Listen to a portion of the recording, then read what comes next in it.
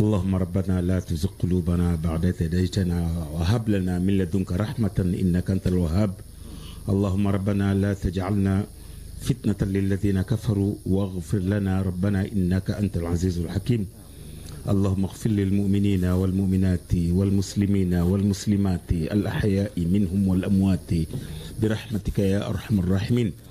Mwenyezi Mungu, kwa jaha yako na kwa shani yako na kwa utukufu wako, tunaomba kwanza shughuli hii iwe ya amani na salama na furaha, lakini nakuomba Mwenyezi Mungu mjalie mama yetu umri mrefu zaidi na wenye afya njema na baraka tele, lakini tunakuomba sisi wote tulokuwa hapa utujalie afya nzuri pamoja na uhai mrefu wenye shani na sisi.